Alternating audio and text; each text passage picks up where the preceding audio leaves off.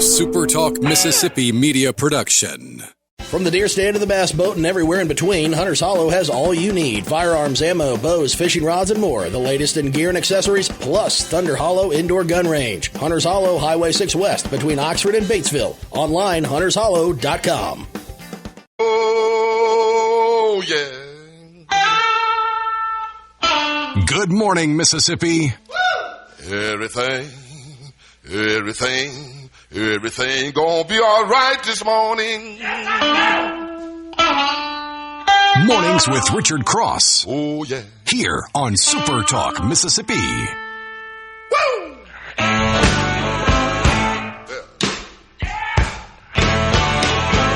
Now, when I was a young boy, at the age of 5, my mother said I was gonna be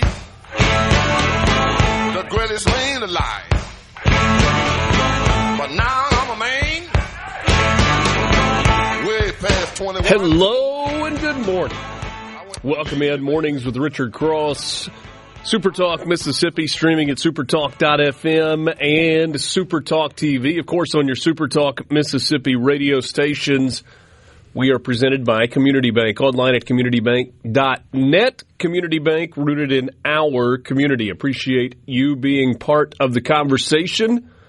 And we welcome you this morning on the C Spire text line, 601-879-4395. That is the number if you would like to be part of the conversation, if you'd like to join in. Again, 601-879-4395. C Spire, customer inspired.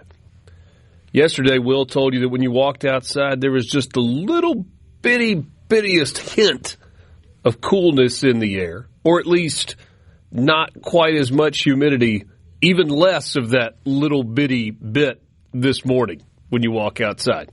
It was quite nice this morning. Yes? Oh, yes. Let the dog out, and it was... Okay. I was like, ooh, okay. Because yesterday, I was talking to Michael Borky, and, we got football this week. Mm-hmm. It's a Hall of Fame game with the Panthers and the Cardinals, but I'll take it. And I felt a little coolness in the air, and I'm like, oh, it's right around the corner. What malfunction will cause that game not to be played on Thursday? I feel like there's been lights that have gone out, thunderstorms that have rolled through. The completion of the Hall of Fame game seems to be about a coin flip over the last few years. But as long as they get on the field and I don't care. Just put on your uniforms, okay? I don't care if it's Kenny Pickett and, Carson Beck starting for the Cardinals. I don't care. I'm impressed that you had – if those quarterbacks go with those two teams, I'm impressed. No doubt. It may be the difference in me being in Jackson and being in North Mississippi this morning. Because yesterday there was some coolness. Oh, really? When I walked outside. And this morning I was like, ooh, it's kind of thick and muggy again. That little 2-day respite that we had seems to have vanished. It was nice at my house this morning. Okay. I like it. Maybe it's going to be nice at your house this morning as well. If you're in Ripley today, you can plan for a high of 89 degrees. Low tonight of about 70. It's going to be sunny. Another day with a little bit of a breeze out of the north at about 5 miles per hour. Mostly clear at night with possible patchy fog after midnight. That's in Ripley. Heart of the Delta in Greenwood, Mississippi. 92 degrees today for your high with an overnight low of 70. Got some patchy fog this morning, but then it's going to be all sunshine the rest of the way. Light and variable winds out of the north at about 5 miles an hour. Clear overnight as well. Quitman, Mississippi, 93 today for your high with patchy fog and then sun. Heat indices in Quitman going to be knocking on 100's door at 98 degrees or 98 for the heat index. Little bit of a calm wind may come out of the north, though, as the day moves along. And in Picayune, 94 today for your high. It'll be 74, 73, 74 for the overnight low tonight. Sunny and mostly clear. So across the state, hot, but not oppressively so. Low rain chances, though there's the possibility of a little pop-up shower or thunderstorm and a little bit of a breeze, which will knock the humidity back a little bit. All in all, across the Magnolia State, pretty nice day. C-Spire text line, coolness in the air in Flora this morning. Well, congratulations to you. Cool in Starkville. The weather has been as bipolar as the woman running for governor of Wisconsin. That on the C-Spire text line. Did you see her interview with the girl from CNN, lady from CNN, yesterday? I'll give you the topic. I missed it. No, I missed that. The topic of conversation, of course, was Thanksgiving. Why Thanksgiving? I don't know why I got brought up, but the clip I saw was her complaining that Thanksgiving, one of her, I guess her platforms is Thanksgiving is racist. She's the leading candidate, by the way, in the race for governor of Wisconsin. Thanksgiving is racist because it's difficult for people, is what she says. Oh, so it has nothing to do with pilgrims and Indians. No, I think she's saying that it's which was actually at the beginning quite literally the coming together of two cultures and groups of people to celebrate the bounty for all, if I remember correctly. I'll let me find it and I'll play it for you. Okay, it is. I look forward to that. Oh, I've got it right here. Let's see. So, because it is difficult for some, it is therefore racist, which falls right into critical race theory ideas. Here we go. Well, not here we go. I thought I had it. I'll find it for you. Okay, we'll get to that as well. Feels good on the coast this morning, says the C-Spire text line, at least for now. Driving through Water Valley, where it's 67. That is Chris. Yeah, nice start to the day all across the way, which means there's some people who are celebrating their birthday today, and maybe they get a nice weather day for it, including Percy Bishy Shelley. Blythe. Who? That's the middle name. Life is? Blythe. Blythe. That's how you pronounce it. B-Y-S-S-H-E, Blythe. I think that's how you I think he has a weird pronunciation of his middle name. The English romantic poet who wrote Ozymandias to a Skylark and the verse drama Prometheus Unbound, the husband of Mary Shelley, who's the author of Frankenstein. Percy Blythe Shelley. Bythe or Blythe? I think it's... No, they say Bysh. Is that what you said? I think I said Bishy. So, Bysh. Okay. I was wrong as well. All right. Strike one for you. Strike one for me. I know how to pronounce this one. Louis Vuitton, born in 1821, the French designer and businessman who founded the luxury fashion and leather goods company, LV, in 1854, famous for pioneering flat-top trunks that could be stacked for travel. So while the purses and the bags are ubiquitous now, it really was the luggage that got Louis Vuitton off and rolling. And now Louis Vuitton is part of the LVHM group, which is owned by Francois Arnault, who is one of, or at least was one of the richest men in the world. His fortune has gone down a bit in the last few years. Anyway, Queen Elizabeth, the Queen Mother, was born on this day in 1900. Born Elizabeth Bowes-Lyon. She was the consort of King George VI and the mother of Queen Elizabeth II, known for her public role during World War II in particular, and her long life as a beloved royal figure. So Queen Elizabeth, who passed away just a couple of years ago, this was her mother. Yes. And Queen Elizabeth lived to be a ripe old age. They are long-lived. They, good bloodlines. They are very well long-lived. And Does that mean Charles is going to live for like another 25 years before I guess so. William gets to be the king?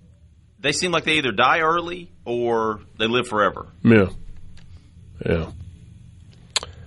The great Louis Armstrong, born on this day in 1901, the American jazz trumpeter, singer, and band leader nicknamed Satchmo. He's one of the most influential figures in jazz history. Signature recordings included What a Wonderful World, Hello Dolly, and West End Blues. And I think to myself, oh, the great Louis Armstrong. Helen Thomas, born on this day in 1920, the pioneering American female journalist, longtime correspondent at the White House. She was the first female officer of the National Press Club and a fixture at presidential news conferences for decades and decades and decades. Richard Belzer, born in 1944, the comedian and actor best known for playing Detective John Munch on Homicide, Life on the Street, and for Law & Order, SVU. Is that the only version of Law & Order there is now? No, the original came back. So it was Law & Order, and then it was Law & Order Special Victims Unit, and now it's back to Law & Order? Or if you're like my uncle, the SUV. That's what he calls it. Law & Order, the SUV.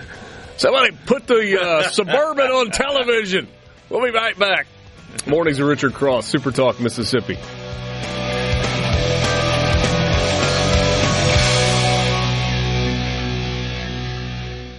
Good morning from the Venable. From Sumner to Summit to Summerall, Richard has something for you. Mornings with Richard Cross on SuperTalk Mississippi.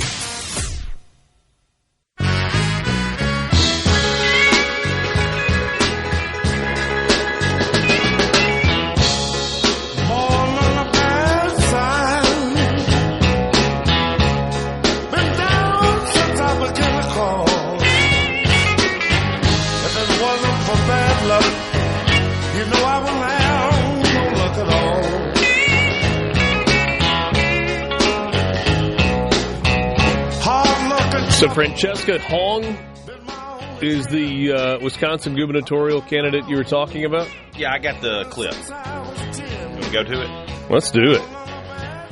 About your past positions that he keeps highlighting and, obviously likely would continue to do so before November should you win. One thing that they brought up as well was a post from you in 2021 where you said Americans should cancel Thanksgiving, should have done this in 1621. The post has been deleted. Republicans have been highlighting it. Do you still believe that Thanksgiving should be canceled? I'm a chef, and one of the first meals that I made that was for the community when I was 16 was a Thanksgiving meal. I always think my hospitality background in owning a restaurant for 7-8 years, that bringing folks around the table to share conversation and build community is always a good thing.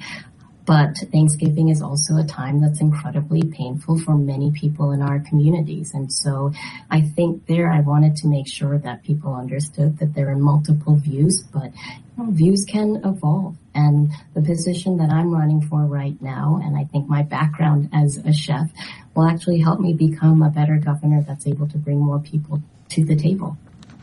Francesca Hong, thank you for...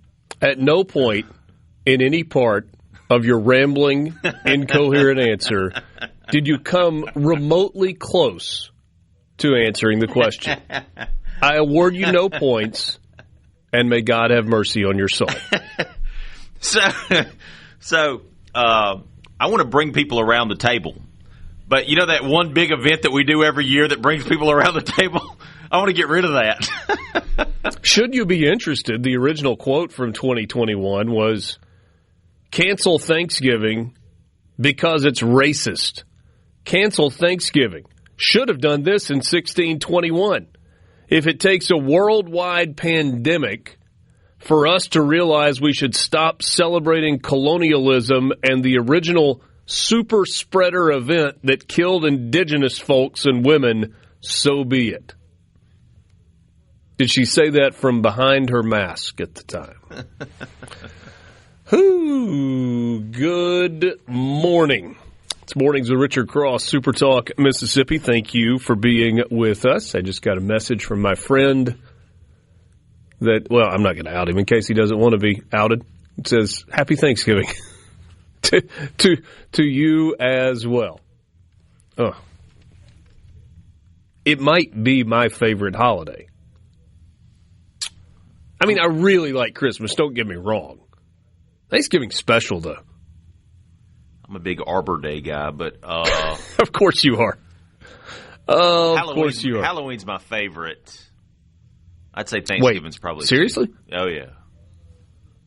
Like, if Halloween did not exist on the calendar, not only would I be okay with that, I think I would...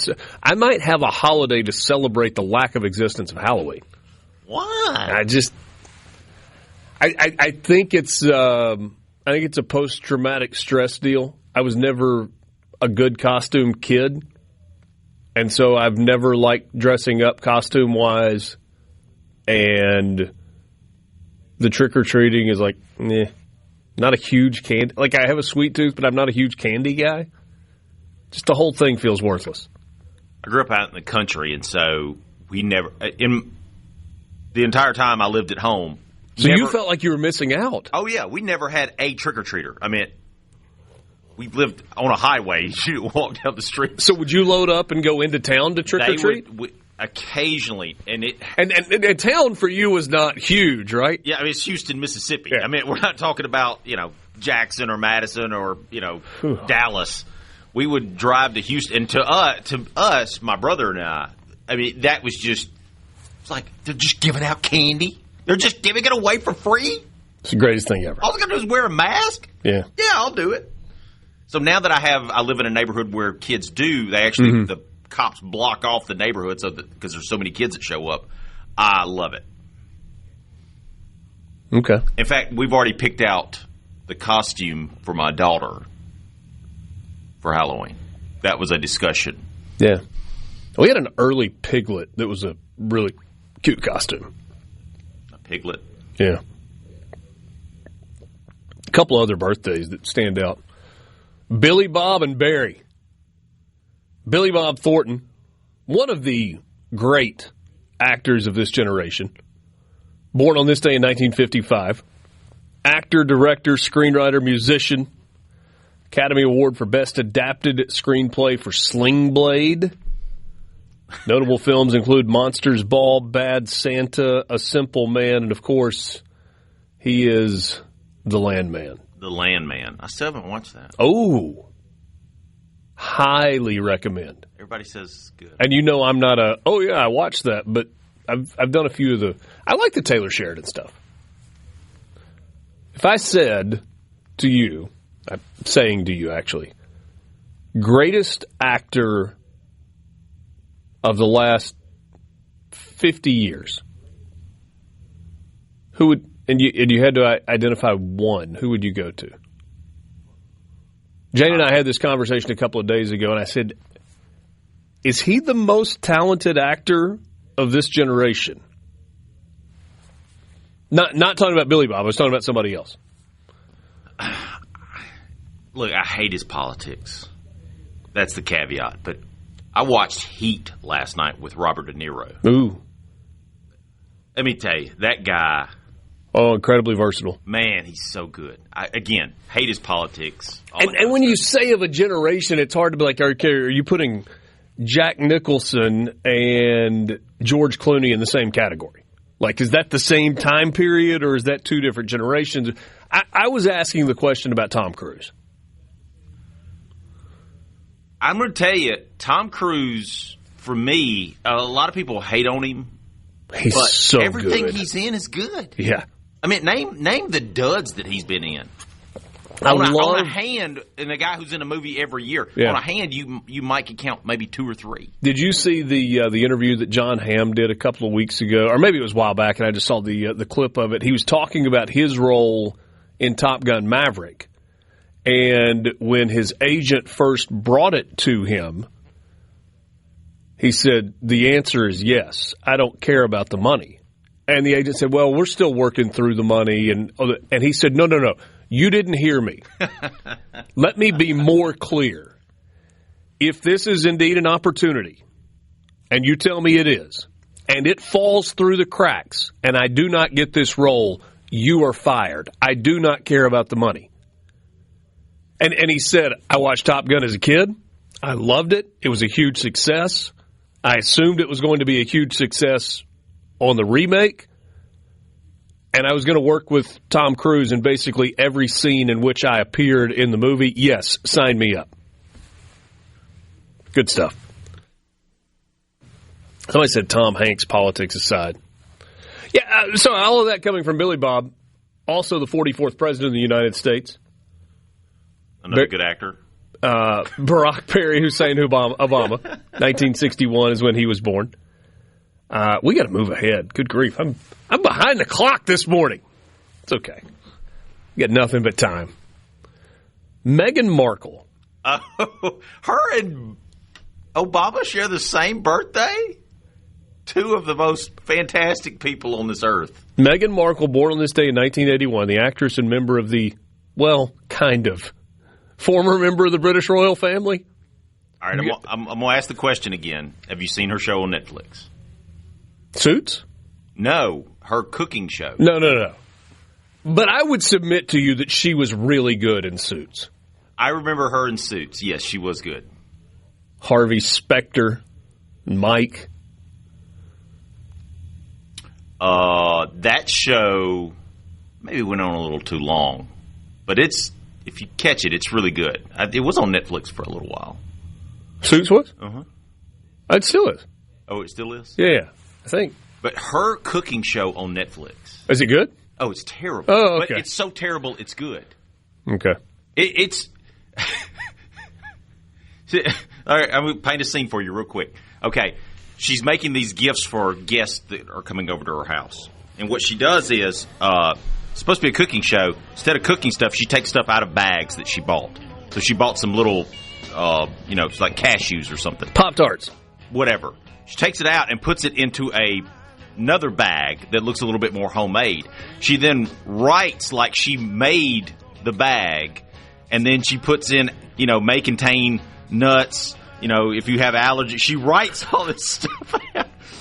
And the guest on the show was like, why don't you just give them the container, the original container, because it had all the information already on it. She goes, well, I just like to make it personal. That's what the show is like. Processed in a facility that may have included her cooking the show production is her taking things and putting them in other packages. And today we will make a hot dog in the microwave. Mornings with Richard Cross, SuperTalk Mississippi.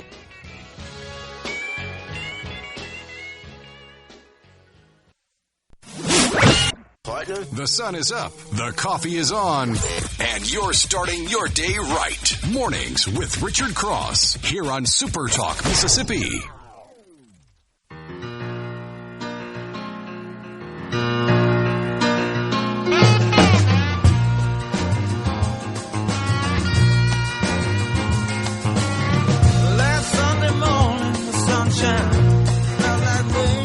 Tuesday morning, August 4th. Thank you for joining the conversation. You throw something out like greatest actor of a generation, and boom, a lot of opinions in a hurry.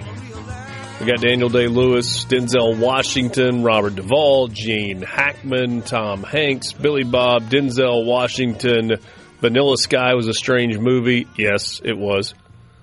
Tommy Lee Jones, Ken Curtis, who played Festus on Gunsmoke, Clint Eastwood.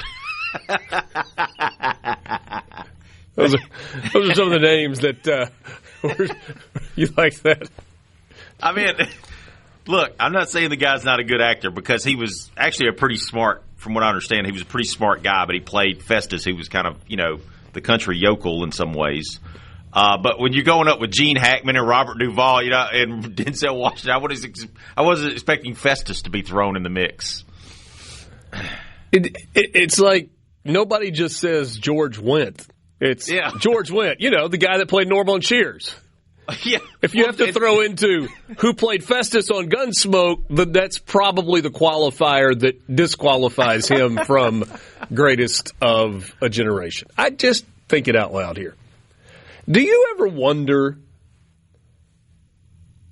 what media coverage had it existed or what social media had it existed would have been like in the 12, 13, 1400s when all of the battles in Europe for supremacy were happening? I don't think about that, but it would have been, first of all... imagine the headlines on this day in 1265 for the Battle of Evesham. Here was the background. During the Second Barons' War in England, royal forces led by Prince Edward, the future King Edward I, decisively defeated the rebellious barons under Simon de Montfort. Maybe it was just Simon. Simone sounds better, though. 6th Earl of Leicester de Montfort. He was killed in the fighting, along with many of his key allies. The victory effectively ended the baronial rebellion and restored royal authority under King Henry III. Which side would Fox have been on, and where would MSNBC have been? All right, I'm gonna type this into AI. Give me a modern social media headline for this. For the Battle of Evesham? Yeah. Let's see what it comes up with. I like doing this. Okay. It's thinking. Breaking. Prince Edward completely crushes the rebellion at Evesham. Simon de Montfort killed in action. Henry III restored, and the Second Barons' War is, all caps, officially over. Sword emoji, crown emoji, hashtag Battle of Evesham, hashtag Barons' War. That's what it would have been like. Okay. You want the YouTube clickbait? He tried to overthrow the king, but you won't believe how Prince Edward ended Simon de Montfort. And then we would get the long-form X post that's farm engagement that tells a story along the way. Do you ever get pulled into those? Every day. Yeah. I got pulled. Hey, this morning there was an interview with Malcolm Gladwell, the author. Who's a pretty amazing, insightful guy. Tipping and it was point, like this. point. Yeah, it was. Listen to this hour-long speech. It will change your way of thinking. And I did. Here are 7 takeaways from the. And it was pretty fascinating, actually. Yeah. So sometimes it does work out. I have so much to get to that is interesting that happened from this day. Maybe we'll sprinkle it in as we go through the show, but we must move on to news headlines. I will leave you with this. It was on this day in 1693 where we have the traditional date for the invention of champagne. The date traditionally ascribed to Dom Perignon, a Benedictine monk, for developing the techniques that helped create sparkling wine known as champagne. While the exact claim is debated by historians, Perignon is widely credited with refining methods that improved the production and quality of the wine, giving it its bubbles. I didn't know he was a monk. Nor did I. Was he allowed to imbibe? I guess so. Or did he just turn it over to the man? Like, I've made this, you're going to have to test it. I guess he had, you get up, you pray, and drink the rest of the day. You could drink it, you just couldn't talk about it. It's probably it. Or do all monks take a vow of silence? No, I don't think all of them. Okay. We should get to some news headlines, perhaps, with you right now. A 2-week operation in Mississippi has yielded more than 60 arrests connected to a statewide crackdown on child exploitation.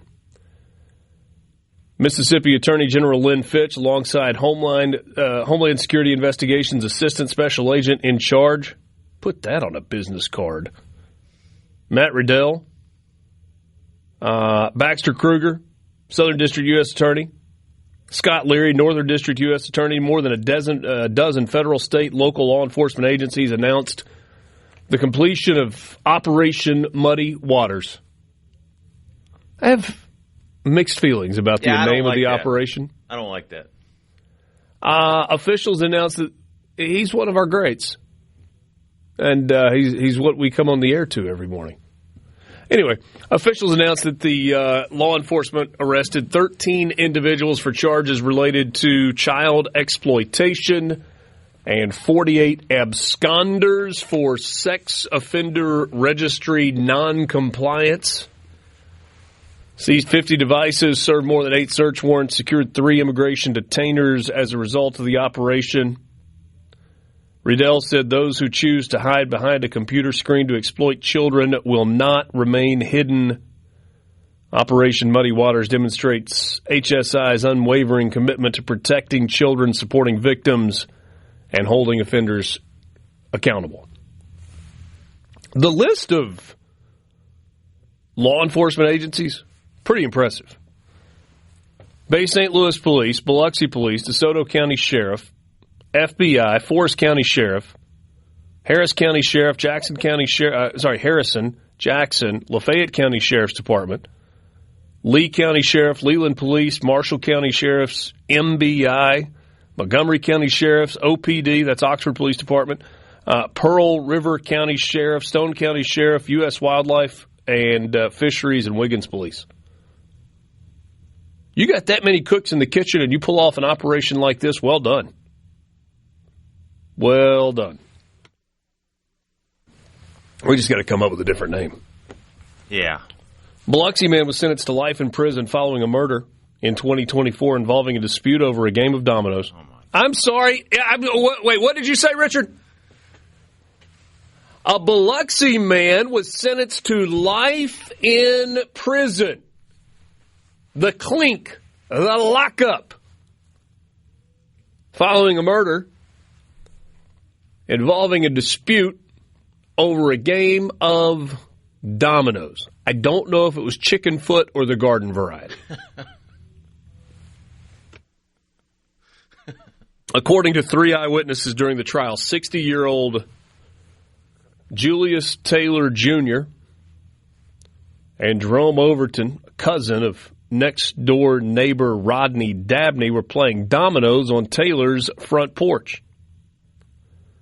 Overton won about $15 from Taylor before he accused Overton of cheating. Taylor allegedly went into his apartment, retrieved a pistol, threatened to shoot his guest. Oh, my gosh. That's when Dabney stepped between the two men and disarmed Taylor, pushed him to the ground. So then Taylor got up, according to testimony. The defendant then got up, went back inside his apartment, retrieved a second handgun, came back outside, and shot Dabney in the chest. Dabney was supposed to be the peacemaker in the deal. Oh, my gosh. The witness testimony continued, claiming that Dabney managed to take the second gun from Taylor before succumbing to his injuries, and he shot Taylor in the stomach, the abdomen as it says, and through the knee. Probably deserved it. According to District Attorney W. Crosby Parker, love those first initials, videos from the apartment complex were provided after the testimony showing various portions of the crime. More evidence presented against Taylor, strengthening the case before he took his stand in his own defense. He claimed, Taylor did, that Dabney shot first, hitting him 3 times before Taylor retrieved the second gun and killed Dabney. Upon cross-examination, however, Taylor eventually admitted that his stories had some holes in it. And then he got agitated and he said, "Yeah, I killed him.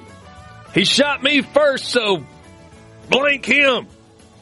Y'all just go ahead and find me guilty." And they did. Back with you after this. Mornings with Richard Cross, Super Talk, Mississippi.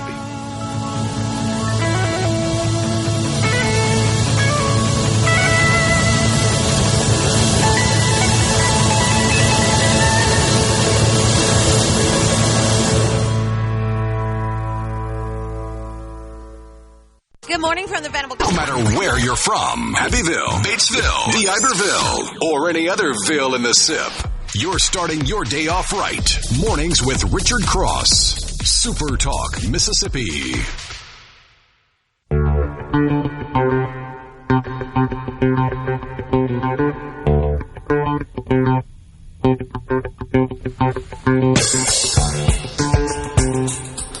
update from the Mississippi Lottery, brought to you by the Mississippi Lottery. Online at mslottery.com. Don't forget to download the Mississippi Lottery app to your phone. It is free. It is available wherever you download apps, and it makes it really easy to figure out if you are a winner. Just scan the barcode on your ticket, be it Powerball, Mega Millions, or a scratch-off, and you will know quickly. Last night...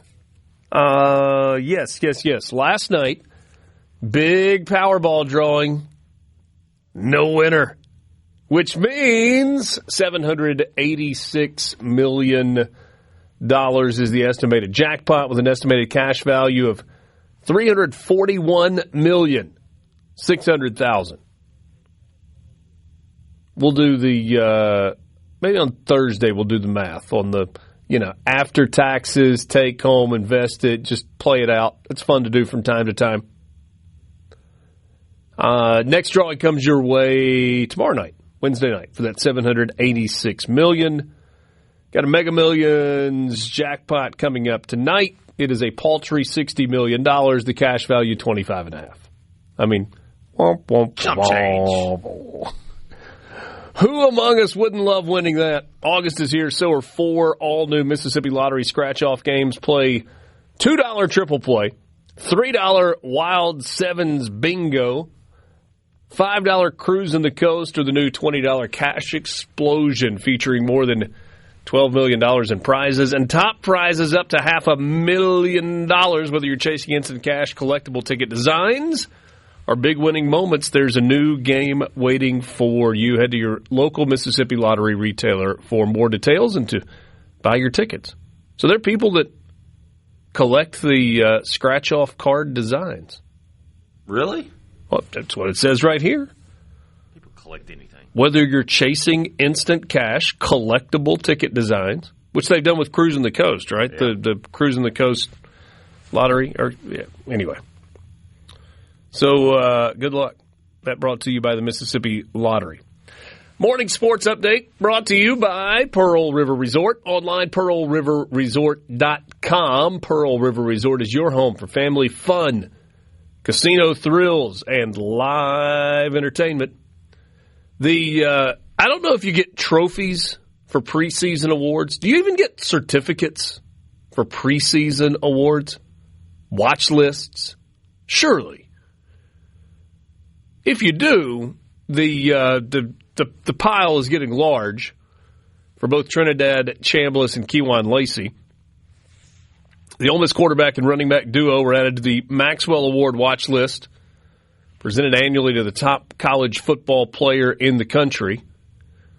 Chambliss, by some estimations, the number one returning college football quarterback in the country, last year threw for 3,937 yards and 22 touchdowns, 527 yards on the ground and 8 more scores.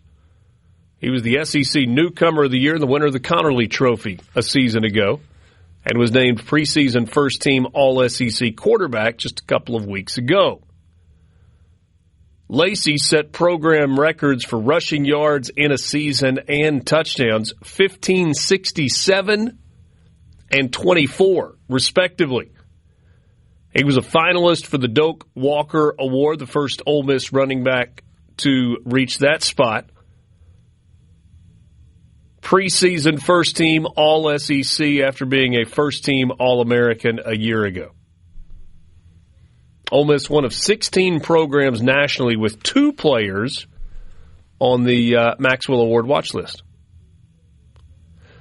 The team that eliminated Ole Miss in college football's playoff a year ago, the Miami Hurricanes, have reportedly extended the contract and sweetened the pot for Mario Cristobal. He was 5 years into a 10-year contract, making a reported $8 million. Number's a little sketchy because they're a private school and they don't have to report. But he has been given a contract extension and a raise. Terms have not been disclosed. The assumption is He is now making north of $10 million, maybe closer to $12.5 million, which would make him one of the top 5 paid coaches in the country. 35-19 in 4 seasons. I'm always fascinated with the here's a raise, here's an extension. Who are you bidding against? Well, we need to make him one of the top 5 paid coaches in America. I appreciate the sentiment, and I'm sure he does as well. Why? Why today? Today, yesterday, August 3rd, this is the time. I really need to get this deal done. Who's stealing you? There's no open position, as far as I know. If somebody comes and is interested in you, we will make it worth your while to stay. We believe we have given you a fair deal. Let's go down that road a little farther, shall we? It's worked pretty well so far. Southern Cal and Notre Dame going to start playing again 2030, 2031 after taking a little bit of a break in a very historic rivalry.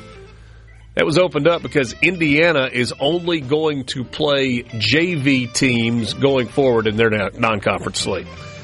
That's your morning sports update brought to you by Pearl River Resort. The views and opinions expressed by the hosts, guests, and callers on this show are not the opinions of TeleSouth Communications, its management, or advertisers. All right, now to the important stuff. Your VIP pass to hear what the most influential Mississippians are talking about. This is very important. Huge news. Mornings with Richard Cross on SuperTalk Mississippi.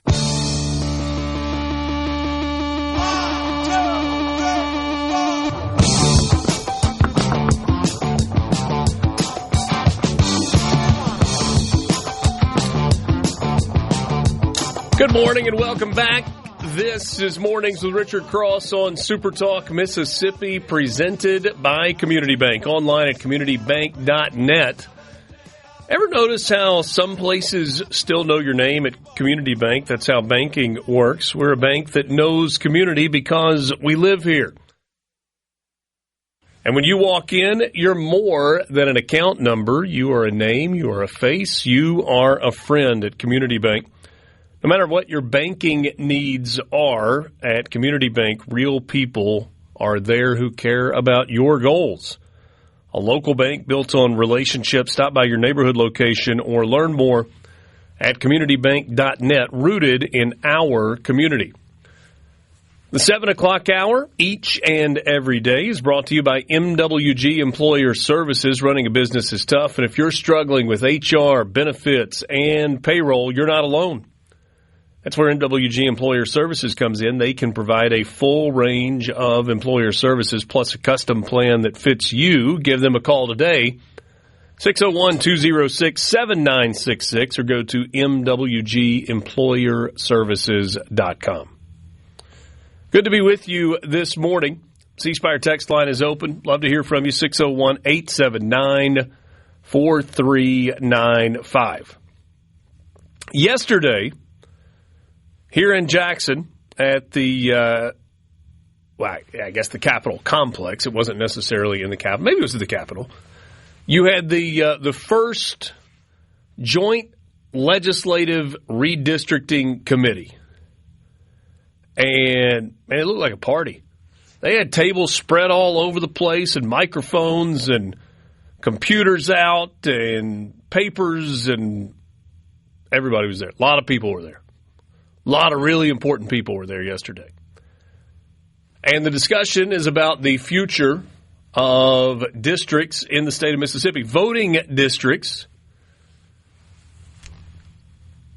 We've talked for a while about the fact that this is a three-pronged conversation. It appears, based on everything that we've heard and everybody that we've talked to, we'll get a little more information about this coming up to start the 8 o'clock hour. Scott Bounds was there yesterday. And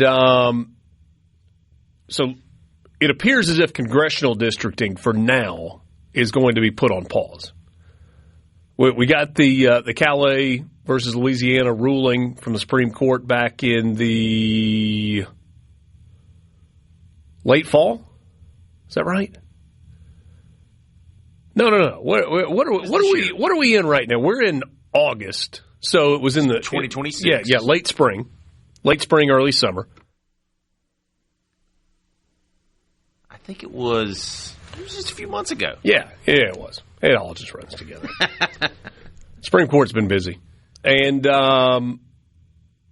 it opened the floodgates for redistricting. And we've had some states that have acted very, very quickly. There was all the conversation about, hey, it's the chance to get Benny Thompson out. We're going to district him out of the 2nd District. And lawmakers have said, let's hold our horses. There were some problems with the calendar. And there was, despite the online groundswell of support from a lot of people on the right, there was at least a cautious exploration of that idea. And the reminder that, okay, right now, Republicans have 75% of the congressional representation for Mississippi. Our 4 congressional districts, 3 are Republicans, 1 is a Democrat, Benny Thompson. And there were people that said, hey, that's a pretty good breakdown for Republicans. And the counter to that was, this is your opportunity to make it 4-0. It is. And that opportunity exists. And Tate Reeves sat in the chair in this studio right across from me and said, it's not a matter of if, it is a matter of when for Benny Thompson. However, taking a fast approach to that did not seem prudent, and so they've kind of slowed on the congressional redistricting. However, there is much more urgency to Supreme Court and legislative redistricting because of the calendar. It was going to be exceedingly difficult to redraw congressional lines when you had already had primaries. So I guess it was after August when I'm off on my dates again. When were our primaries? Were they in June? They were in June. Yeah. So the decision was back at the end of April. Okay. We'd had primaries. It was going to be difficult to get all of that done in a timeline where you were going to have lawsuits, absolutely. And they said, let's just wait and do this the right way, whatever the right way is. So this joint legislative committee on, it's technically called the Joint Redistricting and Reapportionment Committee. It's made up of a combination of House members and members of the Senate. Yesterday they met and they elected a chair. Republican Representative Noah Sanford of Collins is vice chair. And the chair of the committee is Senator Dean Kirby from Pearl. Delbert Hosemann, the lieutenant governor, declined to say which districts that he thinks the committee should prioritize, or even if they should prioritize certain districts over others, and how they will redraw all of these districts. Hosemann's direct quote was, I don't want to presuppose anything. The committee needs to do its work. They're going to be going all over Mississippi hearing from people. The committee has scheduled 8 hearings across the state. Those are August 18th at ICC in Tupelo, August 27th at Northwest in Senatobia, September 1st at Delta State, September 8th at Alcorn State, September 10th in Meridian, location still to be determined, September 17th on the campus of Southern Miss, September 22nd at Mississippi Gulf Coast Community College, and then there will be a public hearing on the 24th at the Capitol in Jackson. I'll be interested to see what the format is for those. Are they open mic listening sessions for legislators? Are they sessions where legislators are going to present a plan and get reaction to the plan? Is it going to be a Q&A time where people say, hey, I'm concerned about this. Why aren't you doing this? The format of those is going to be really, really interesting. And, of course, you have opposition to this from Fair Fight Action. Amir Madat is a Southern States director and senior advisor. He is allegedly a voting rights advocacy proponent, and he said that the redistricting process is putting lipstick on a pig. Madat said, at its core, this process is an effort to diminish black political power. No number of meetings or public hearings will change that. If the joint community truly cared about what the public wants, it would end this sham process before it begins. Here's the problem with that position. What the Supreme Court said in Calais versus Louisiana is you cannot draw district lines based on race. By definition, these district lines were drawn on race. They were drawn for the sake of giving black voters the opportunity to win more elections, period. And while you may say, well, this diminishes black voting power, the Supreme Court case at its core was about eliminating race-based voting districts. The really fascinating thing in all of this is what it does not do is eliminate politically based voting districts, which means it pays to be in the power that in the party that is in charge. And Republicans have an overwhelming majority in the House, in the Senate. They don't have a supermajority in the Senate, and that currently is a direct result of race-based drawn districts. It's what the state court said had to be done that caused the Senate to lose its supermajority. So the argument kind of falls on deaf ears if you're actually using your brain. Attorney General Lynn Fitch joins me next. It's Mornings with Richard Cross, SuperTalk Mississippi. Good morning from... Wake up, get up, and start your day right with Mornings with Richard Cross here on SuperTalk Mississippi.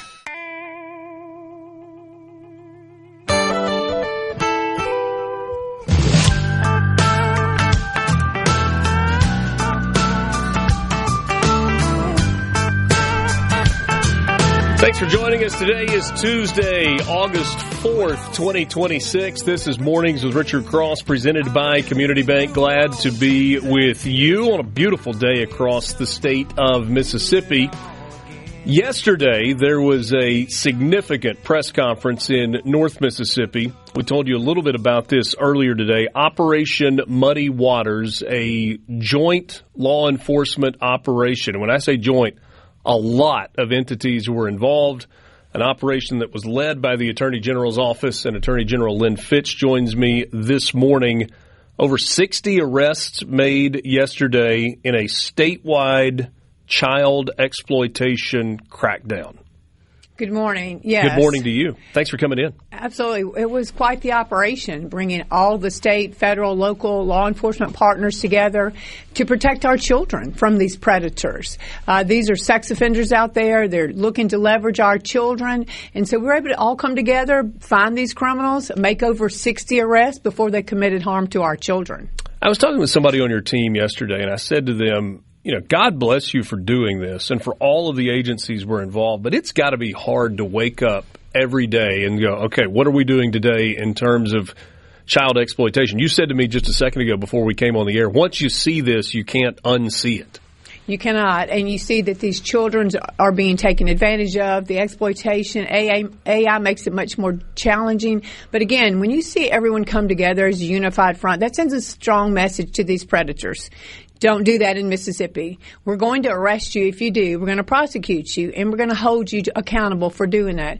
And yesterday, and during the operation, we talked about sextortion, and the teams are so amazing that they came in and they stopped a sextortion act before it ever got too far. And so, again, finding ways to protect our children is what we're doing, and we're doing it every single day. How do you coordinate so many entities on a single investigation that I'm assuming needs a level of secrecy, needs a level of kind of being undercover? And you've got dozens of local law enforcement agencies, state-level law enforcement agencies, federal-level law enforcement agencies all involved. How do you coordinate that? It takes months of planning. You do a lot of data sharing. You do a lot of surveillance. You do a lot of analytical work to determine where these sex offenders are, what kind of platforms they're on. So you're always compiling the data, and then you get ready, and then you move forward with the operation. And that's what shows a unified front. I mean, everybody is not territorial. Everybody is in there to do the right thing and, again, to go after these criminals. So it was a big day, and we'll continue to investigate because we still have some more warrants out to go after these predators. Well, I was going to ask you that. What does the next step in this look like? Because when we visited last, you were talking about operations that were ongoing and arrests that were being made. I'm assuming this doesn't just end because yesterday was kind of a trophy day. It does not. I mean, we'll continue with that operation as long as we find warrants that need to be put out there, or arrests that need to be made, or protection of our children. And then we always have new operations going on. So you'll see us come forward with some new operations. We continue to do that because we want to show Mississippians we're here to protect you, that everyone in law enforcement is believing in a better day, and we're going to stand very strong for you, and we're going to go after those criminals. You were on with me maybe a year and a half ago, and I asked you a question, and your answer, I don't think it took you aback. I mean, but you said, nah, I'm focused on my job. I asked you about your future, and it was a long way away from the governor's race. We're now closer. We're still a long way away, 14 months from Election Day. Where are you now in terms of your future? Well, thank you for that question, and I do remember quite well when you asked me that a while back. Well, I'm very honored certainly to be here on Super Talk and have the opportunity to visit with you, and I'm very excited to tell you now that I am proud to announce my candidacy to be the next governor of the state of Mississippi. So today is a big day. I'm very honored. I have been able to serve and garner the trust of the state of Mississippi for all Mississippians for a number of years through my time as treasurer and certainly my time as the attorney general. But I'm excited because I think there's so much out there, and I'd like to continue to give back. I'd like to continue to serve people in the state of Mississippi. We've had a lot of great things going on, and certainly if the Dobbs case taught us anything, it taught us to be bold and be strategic. And I'm going to continue serving in that capacity as the governor. Certainly Mississippi, we've done an amazing job. We've turned the corner. We've had great conservative leadership under Governors Barber and Bryant and Reeves. And so what's been happening? The nation is watching Mississippi. But what they're really looking for is what are we going to do next? And I think this is the moment where we need a very serious, mature governor to stand up and to lead and continue to bring Mississippi to that leadership position. We've been leading in education and economic development and law and order. So this is really about serious governing. This is about strategic planning. And this is about taking Mississippi to the national spotlight of conservative governance. When did you first entertain the idea of, hey, one day I might put my hat in the ring, I might put my name out there to be governor? Was it as a girl growing up in Marshall County? Was it sometime in law school? Was it as your career was advancing? The very first time? Actually, it's been, the encouragement through the years in my statewide capacity as service. And I've been very, again, encouraged people to say, please consider this. And so as I've done that, then that's now I've kind of gotten to where we are today to make this announcement. What does a Lynn Fitch governorship look like? Should you be rewarded by voters in Mississippi? Well, again, I've just been extremely honored to serve in the capacity as the state treasurer and as the attorney general. And I've got a very strong record leadership. I'm in a position, I'm ready to take Mississippi to the top. We're in a great position in our state to be the leader, and that means bringing everybody together in our state, engaging everybody, all Mississippians to drive and strive for the leadership position that Mississippi should be attaining. And so I'm excited about that. But there are a lot of things that I'm really particularly posting up that I think we can do as we do it as a unified front. Certainly, I want to make life more affordable for Mississippians. Want to really focus on strong economic development and then having safer communities. And with that comes so many other things. Our workforce is enhanced. Our education continues to grow. I'd really like to see us accelerate removing the income tax. I think a personal income tax removal will make a huge difference. I'd like to see us continue to move forward with our entrepreneurs and our small businesses. They are the innovators. They are driving our economy, as well as all the corporations that are here in the state of Mississippi. We need to continue to show that Mississippi is a really good investment. Not only do we have a great place for the workforce, but it's a great quality of life. And I'd like to continue to showcase that. And education, wow. Look what has happened in Mississippi that people are looking at us and going, wow, the Mississippi miracle. But for me, that's not the end game. We should now continue with the Mississippi momentum and continue to move forward in that arena. So we have so many great things that are happening. But, you know, Richard, our greatest asset are the people here in the state of Mississippi. And I'd like to continue to expand opportunities for every Mississippian to get us to attain the leader.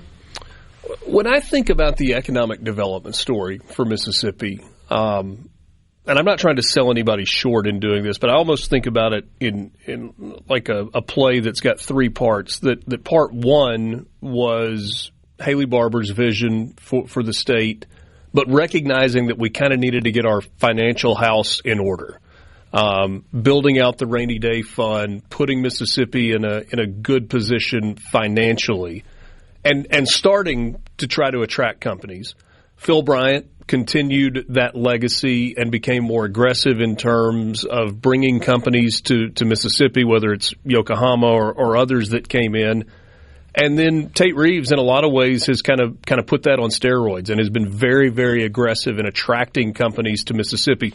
So if those are the first three parts in the play, what does part four look like in terms of not only continuing on that path, but taking it to another level? Well, certainly the leadership of Governor Barbour and Bryant and Reeves has really, as you said, set the stage. That has really positioned us. Again, we've been the nation's best kept secret. We need to really highlight, we want you all to be here and to be a part of Mississippi, and I think we are ready for that. Again, so phase 4 is saying, look, the state of Mississippi is prepared. We are ready to move, and we want you to be here and to be a part of this great verge of opportunity here in our state. I don't know if this is the worst kept secret in Mississippi politics, but is certainly one of the poorly kept secrets. There has been a lot of conversation for a long time that you might make this announcement. It is now official. Attorney General Lynn Fitch is going to run for governor in 2027. We'll continue the conversation. And let's talk more about the state income tax that you mentioned just a second ago, possibly removing that. And then also how you balance the role of Attorney General, which is very much a full-time job, with being a candidate for governor. We'll do that on the other side of this break. It's Mornings with Richard Cross, SuperTalk Mississippi. Attorney General Lynn Fitch is my guest. She just announced that she is running for governor here in the great state of Mississippi. We're back with you after this. Mississippi.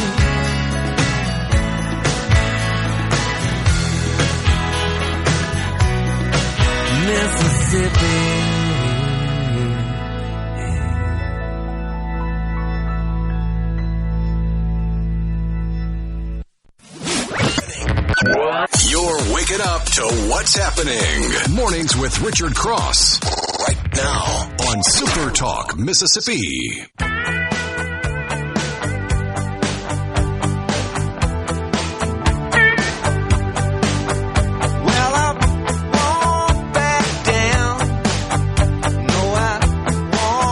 Welcome back in. Mornings with Richard Cross on SuperTalk Mississippi. Thank you for joining us 1 year from today in terms of the first Tuesday in the month of August. The date is actually August 3rd, 2027. Voters in Mississippi will go to the polls for primaries, and Attorney General Lynn Fitch's name will be on the ballot. You just said publicly for the first time, I'm running for governor for the state of Mississippi. How'd that feel? Oh, wow. It's exciting just to actually say it out loud and to, again, be able to serve and talk to people across the state of Mississippi about where you see us going, what can we do together, how we can continue to take our state to become the nation's leader. So very exciting. This is obviously an announcement day. I don't know that it's time to flesh out every single position you have, but there are some things that are important to Mississippians. You mentioned one of them a second ago when you said you want to try to make life more affordable. What does that look like at the state level? Well, there's a multitude of different areas we need to look at as far as affordability for every Mississippian. Certainly, I think as we accelerate the income tax and that be taken away from the personal level is very important. I think that continues to build our workforce. I think that's an attractive feature for economic development. Certainly, I'm very engaged. I would like to see healthcare outcomes for everyone.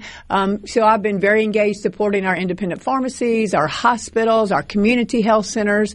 We need to have healthcare in that regard for everyone. I've certainly taken on the pharmacy benefit managers because there's a lot of cost that's going in there that's being passed on to all Mississippians. So I believe in looking at all the different areas on how we can stand up. We've certainly been doing that in the Attorney General's office, and we'll continue to look for ways that makes life more affordable for people in the state.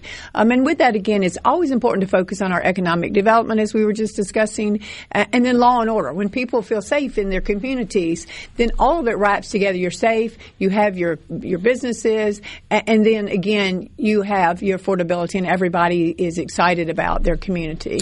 In terms of the elimination of the state income tax, we're obviously on that path. It is an incremental elimination over the course of, I guess, the next 12, 13 years. There's an economic question that goes along with that of how do you make up the revenue? Mississippi has been in a good place from a cash position for the last number of years, but that is largely in part to some of the money that is post-COVID that has been coming into the state. So if you eliminate that revenue source, where do you make that up and also allow the budget to continue to grow as it one will need to, but also just is going to because of the cost of everything? Absolutely. Well, that's where you get back into we have to continue to have strong conservative governance. That's an important feature. We certainly need to look at all the revenue streams. We need to make those decisions. Having been the treasurer, that was important for me. I understand the budget. I understand the flow of money in our state. And I think that's very beneficial as stepping into the role of the governor. I think we look at best practices and we determine, okay, here's how our revenue stream will be enhanced. Here's what we'll do in our state. And I think we're in a very good position to do that. And you see that when you eliminate your income tax personally, there's a growth of the workforce. You have more expendable income. People are engaged in their states and their communities. So I'm excited that we'll get to that point. Yeah, Mississippi's a unique place. There are a lot of people that point to Florida and say they don't have any state income tax and they're funding all of these different things. But Florida also is I guess, the primary visitor state in the country. People go there for vacations. Disney's hub there. There's just this constant influx of people coming in. Is there a silver bullet for Mississippi the way that tourism perhaps is for Florida? Well, I think for us, we are very blessed. We have an amazing quality of life in our state. We offer so many things in our state. You just, whatever your interests are, we have it here. We do have great tourism. We have great economic development. If you like wildlife and fishing, we have that all. We have a musical culture. We have athletics. We are very blessed in our state. As I said, we're still this hidden jewel here. Yeah. And as people come in, when they come visit us, they go, oh, wow, I didn't know Mississippi has all this. So I think we need to continue to highlight and showcase all the wonderful things we have in our state. One of the things that it was at the forefront this past legislative session was a conversation around school choice and how funding should happen with public schools versus private schools. we've already gotten multiple messages on the C Spire text line this morning saying, hey, where does the Attorney General stand in the school choice conversation? Without going way off in the weeds, what from a high-level standpoint would you say initially as you throw your name into the mix as a candidate for governor? Well, at high level, look, I have one of my daughters is a teacher, so I'm very appreciative of the teaching that goes on in our schools and the dedication to mold those young minds to ultimately be the workforce. So again, I'm very grateful for our education, teachers, administrators, and so forth. I'm always going to believe that parents should be involved and help make the right decisions for their child. I've been a big supporter throughout the years of parental rights and have asked the legislature to pass that. You'll even see that I've got different things. I believe the parents should have an interest in what their children are seeing, what their curriculum looks like, what their extracurriculars look like. Okay. Attorney General Lynn Fitch is my guest. She has announced that she is running for governor here in the state of Mississippi. What do the next few days look like for you? You make an announcement like this, I'm assuming you're going to get out and see as many people as you can as quickly as you can. Oh, absolutely. Again, what an amazing day. It's so exciting. Again, I'm so honored to be here with you today and make this announcement. But I also love to get out and visit across the state. So I will be on a schedule of being in Jackson and Hattiesburg and the coast, Meridian, Columbus, Tupelo, Cleveland, and DeSoto County. So again, it's important for me to get out, talk to people, listen, and talk about the excitement that we all have together as we look forward to some bold and courageous leadership in our state. So Lynn Fitch is coming to your city, it sounds like, and many of those just over the next 3 days, a statewide tour that will begin tomorrow. I'm always intrigued when somebody who is elected to public office says, I'm seeking another office moving forward.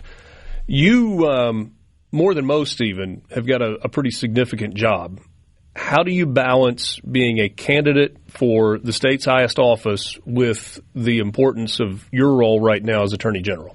Well, I certainly take my role very strongly as the Attorney General and the service, but know that will not stop. It will not cease. I've got an amazing team. We'll continue to do the work that we've been charged to do every day, representing people, changing lives, empowering people. Again, we'll be out there continuing to fight fraud, to fight predators, to support law enforcement. None of that changes. In fact, I'll continue to be engaged. We were talking earlier, I like to go out on the operations. I will continue to be out there with the team as we go after criminals.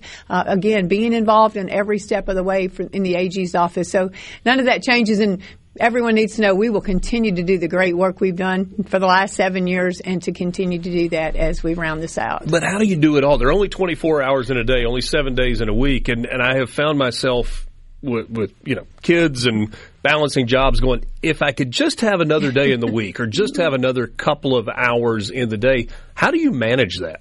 Well, again, having amazing team leaders and team members across the state. Again, I'm engaged every day. I know the big ticket items that we're doing. I know the small issues that are coming up because it's important. I was hired to serve in this role as the chief legal officer, the chief law enforcement officer, and I take that very seriously. So it's a lot happening every single day. Definitely never dull. There are some politicians who have no trouble asking for money, and there are others who just absolutely hate doing that. When you run for an office like this, fundraising is absolutely a part of it. I think when you are in the rumored to be a candidate portion of your career, people have opinions about ability to raise money. How do you approach that? Well, certainly it's part of being in a statewide elected position, and then certainly running for an office is you have to fundraise. People have been very gracious. I've been very grateful for their support. People have been very willing to donate to this campaign, to my past campaigns, and that means a lot. It's just a part of what we have to do when you run for office. Was there a conversation or a person that, if you were teetering on this decision at any point, that pushed you over the edge? Or nudged you, not pushed you, but nudged you and kind of gave you the courage to say, all right, let's do this? Well, I've had a lot of amazing friends and mentors and champions who've said, I think this is a good opportunity for you to move into this position and serve in the governor's role. But I'll tell you, I was so blessed. I had the opportunity to work for Governor Barber, so I learned a lot of amazing leadership skills, watched him. He had trusted me to run some agencies. And so, again, just the bandwidth, my experience, having served in that capacity, served in the role of the treasurer, and now as the Attorney General, it gives me a great knowledge base going in to serve as the next governor of the state of Mississippi. Only 30 seconds or so left. I'm assuming you've talked to Governor Barber about this. Did he give you any insight as to what the next year was going to be like and what it was going to look like and feel like? Well, it's always about being out, being in the state, talking to people, and listening. And listening is so key because that's how you change where we need to fit the needs of all Mississippians. So I'm excited about it. Attorney General Lynn Fitch, candidate for governor in the state of Mississippi. Thanks so much for sharing this with us this morning, and wish you all the best. Thank you so much. Thank you. We'll take a time out. We're back with you after this. It's Mornings with Richard Cross, SuperTalk Mississippi, presented by Community Bank.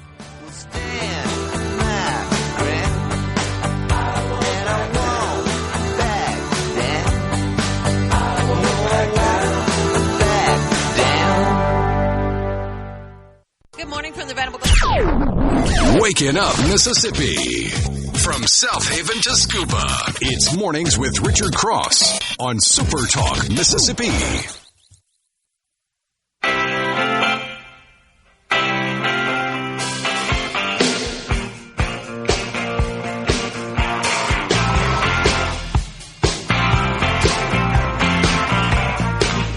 Well, you know, just your garden variety edition of Mornings with Richard Cross. Just a pretty significant political announcement there that Attorney General Lynn Fitch is running for governor here in the state of Mississippi. So in terms of announced candidates at this point, you have Andy Gipson, who was the first, the Agriculture and Commerce Commissioner.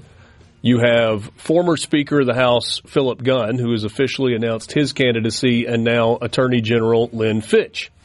And that, in and of itself, is a fairly crowded primary and certainly would make for an interesting next year. But you also have at least three other names that people have been bouncing about, tossing about, thinking about, opining about. One of those, of course, is the Lieutenant Governor, Delbert Hosemann, who, by the way, will be on with us Thursday morning of this week. Oh. I don't think that there's an announcement that's planned, but should the Lieutenant Governor choose to share any information about that, we certainly would welcome that. There is State Auditor Shad White, who is not going to be running for State Auditor, but has not yet announced his intentions moving forward. There are a lot of people, Shad White included, who have talked about him as somebody in the governor's race. And then I think maybe the ultimate wild card in all of this is Tommy Duff, the Columbia-based businessman who has been one of Mississippi's most successful business people alongside his brother Jim, with the number of businesses that they have built, Southern Tire Mart chief among them. And is Mississippi's wealthiest individual. They are Mississippi's wealthiest individuals, and created Duff Pack well over a year ago and has been involved in some down-ballot races. And there's been a lot of, within the political circles, there's been a lot of rumor about whether or not he would indeed announce his candidacy or if he wouldn't. And primary day is 1 year from today, first Tuesday in August, and it feels like it's heating up, but it's heating up slowly. It's coming to a boil. We're simmering at this point. Yeah, it is. I have said for a long time that this has a chance to be the most fascinating governor's race in the state's history. And there have been some good ones, The interesting part about this is the buildup for this is going to be all about the Republican primary. There's nobody on the Democrat side that has announced their candidacy. There is an assumption out there that Brandon Presley is going to be the Democrat candidate. Again, he performed better than a Democrat has in a long time in the general election against Tate Reeves 2.5 years ago. But did not get it across the finish line. And it ended up being a relatively comfortable victory for Tate Reeves as he moved into his second term. Is there another candidate on the Democrat side? I've tried to convince Robert Johnson to jump into the mix. He doesn't seem to be taking the bait at this point. Big fan of Robert Johnson. Politics aside, we don't agree on a whole lot, but I am a big fan of who he is as a person, what he's done professionally, and the job that he has done for his constituents as well. It really would be fun to see a competitive Democrat primary in addition to what the general election will look like. And then you also get into the idea of, okay, if the Republican primary field is crowded, and it already is crowded with three, and I would be shocked at this point if 3 was the final number. Will there be a runoff? Because to avoid a runoff, you got to be 50% plus 1 to go straight to that nomination. And so you talk about shrinking the timeline for the general.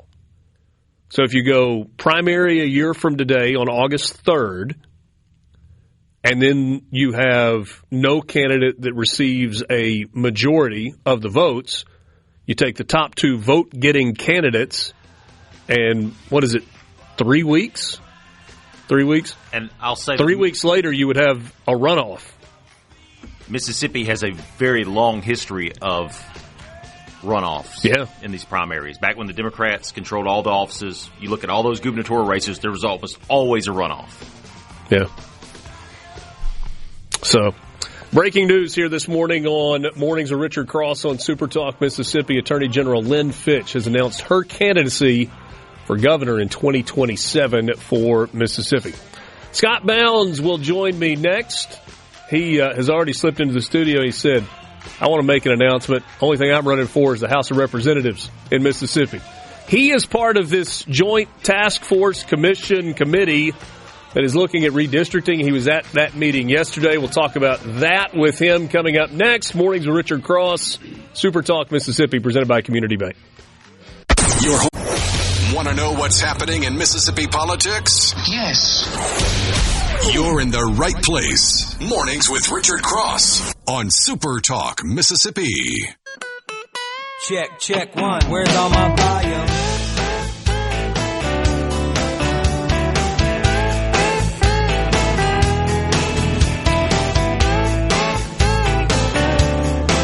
Good morning. Welcome back in. Mornings of Richard Cross on Super Talk Mississippi. Thank you for being with us. Mornings is presented by Community Bank. When it comes to money, trust isn't automatic, it's earned. That's why Community Bank does things the old-fashioned way. When you come to us, we take the time to listen to you and discuss any questions you may have. Whether you're saving, spending, or planning ahead, you'll find bankers who know the community because they're part of it. Community Bank, banking designed with you in mind. Visit us in person or online at communitybank.net, rooted in our community. One more quick reminder. This afternoon from 3 until 6, the Not Fall Camp Tour begins. Football is here, almost, and so is Sports Talk Mississippi. The boys, Michael Borky, Brian Haydad, about to embark on the Not Fall Camp Tour in Hattiesburg, Starkville, and Oxford, talking to coaches, players, and getting you ready for the start of the season. This afternoon, Sports Talk Mississippi will be at Sully's in Hattiesburg, where we've got some really good giveaways for you that are brought to you by Pearl River Resort and us at Super Talk Mississippi. The Not Fall Camp Tour is presented by Pearl River Resort, your destination for casino thrills, family fun, and live entertainment. Go to PearlRiverResort.com for more information. I am happy to welcome in this morning State Representative Scott Bounds. He represents District 44 and is chairman of Appropriations B in the House. Last time I saw you was in your home district. You were at the grand opening, the grand unveiling of the new Choctaw Central Middle School and High School. What an incredible school facility that they now have. Something to be proud of. Absolute knockout facility. New middle school, new high school, new athletic facilities. We spoke that day, just truly amazing to come up Highway 16 coming into Philadelphia and see that on the right side of the road across from the old school and the Choctaw Tribal Headquarters, all right there at Choctaw, Mississippi. So, it's and then, of course, we had a chance to visit at the fair, the Shelby County Fair. Got that one behind us, too. Getting to see you on the regular, month after month. I know, isn't that the truth? Glad to be here this morning. One more thought on the Mississippi Band of Choctaw Indians and the role that they play in your community, but also in the state. They are sovereign. They have the ability to govern themselves, and yet they are very much still integrated into the local community and into Mississippi. Yeah, so it's very, very unique there in the Shelby County and and here in Mississippi, but more specifically in the Shelby County, since their headquarters are in the Shelby County. Sort of a three-legged stool. Most counties have a city government and a county government. Well, we've got the city, we've got the county, and we've got tribal government. And sort of a three-legged governmental stool in our county. But Richard's such an integral part of our community, have been for a long time. Very involved in our community. They are an economic engine for our community, and their tribal members are. And we certainly as community leaders, community citizens, and everything else embrace what they bring and understand and appreciate their culture and all that they are doing to maintain that culture of the Choctaw Nation. And glad to have them. I'm a big fan of Chief Ben. I think he has done a phenomenal job and just a really good person on top of that. Done a really good job. Chief Ben has done a very good job and continues to do a good job. This school is a testament, a visual testament of his vision for what he has for the Choctaw people. Yeah, outstanding. All right, big meeting in Jackson yesterday at the Capitol. This joint committee with representatives from the House and the Senate to talk about redistricting. Mm-hmm. You used the term three-legged stool a second ago, and I feel like that's kind of the redistricting conversation when you've got congressional redistricting, legislative redistricting, and also judicial redistricting. In terms of congressional, are we putting that on the back burner for now, or is that part of the larger conversation? Richard, I would think that that's probably part of the larger conversation when we get into the regular session in 2027, which will be this upcoming session. I can't certainly say we start. So this standing joint committee on redistricting and reapportionment, we had our organizational meeting yesterday. Just let me back up a little bit. And organizational meeting, we elected Senator Dean Kirby as the chair of the committee and Representative Noah Sanford as the vice chair. We received the schedule of proposed meetings across the state.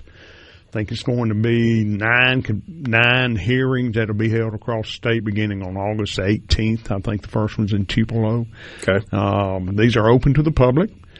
Public is welcome to make suggestions, comments, and I wondered out loud about that earlier. I was kind of opining. I'm interested to see what the format of that is. It a question and answer? Is it kind of an open forum, open mic for people to say, "Hey, these are our opinions"? Is it a presentation of, "Hey, this is kind of our working plan"? What are those going to look like? Yeah. So what and I've never served on this, so it's just going to be new to me too. But I think nobody has. Yeah. Right. So. The public will be able to submit documents, or their ideas on redistricting and how the map should look and things like that.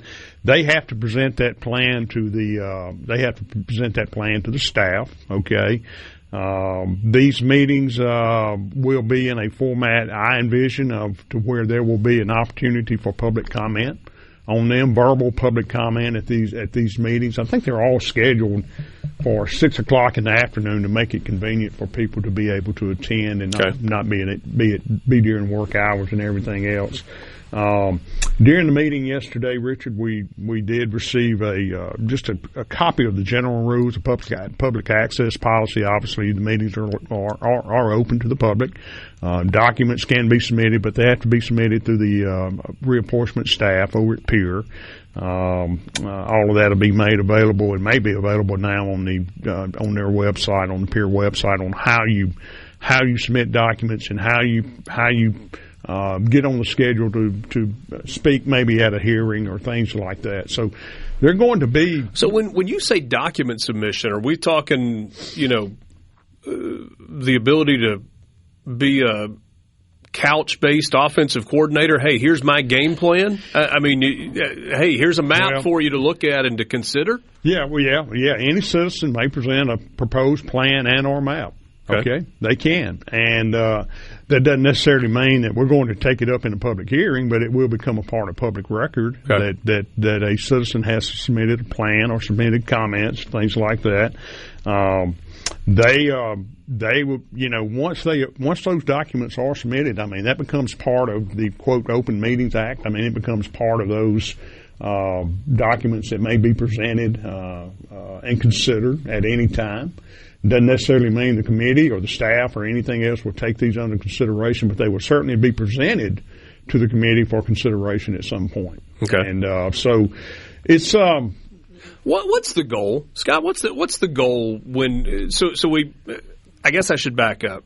We have the Supreme Court decision, Calais versus Louisiana. They say race-based voting districts are unconstitutional, and so what it doesn't say is that political-based voting districts are unconstitutional. And so with Republicans in power, there, at least on the surface, seems to be where you'd say, hey, we want to draw districts, we as Republicans, that are good for us.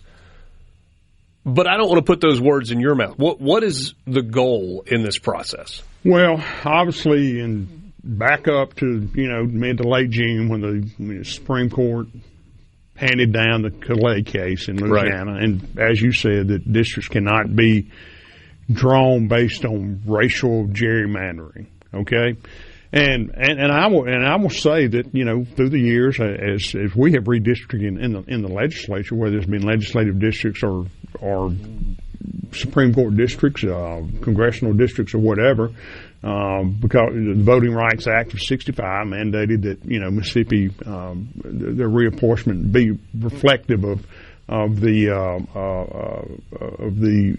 minority districts, or minority counties and things like that. So one of the acronyms we've heard is BVAP, Black Voting Age Population. Right, and I think that is, from what I understand, Richard. I think that, and I don't, I say this very hesitantly, I don't know if that's going to be a criteria anymore, because we're not going, because of the Calais case, you're not going to be able to just draw districts based on race. It's got to be based on population, but there are other criteria that the committee will be looking at that will obviously still and must have where minorities have a voice in their representative government. Sure. So Scott Bounds is my guest, a representative in the Mississippi legislature. We're going to take a time out. We'll continue this conversation in just a couple of minutes. Glad to be with you. Mornings with Richard Cross, presented by Community Bank.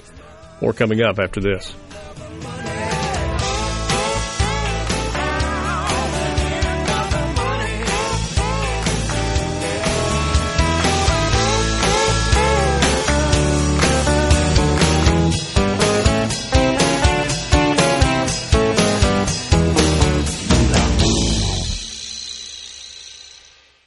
From Lou Venable Glass. Mornings with Richard Cross on SuperTalk Mississippi. Welcome to the show.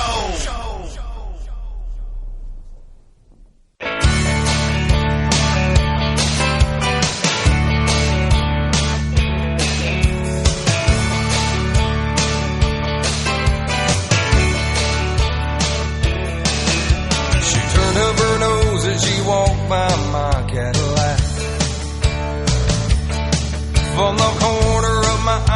saw you and you laughed.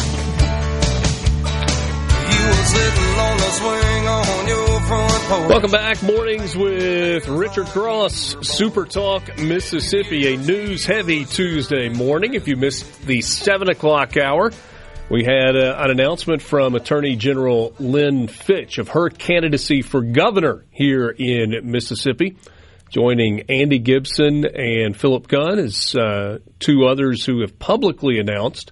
And we will see how much that Republican primary field grows over the weeks and perhaps months to come.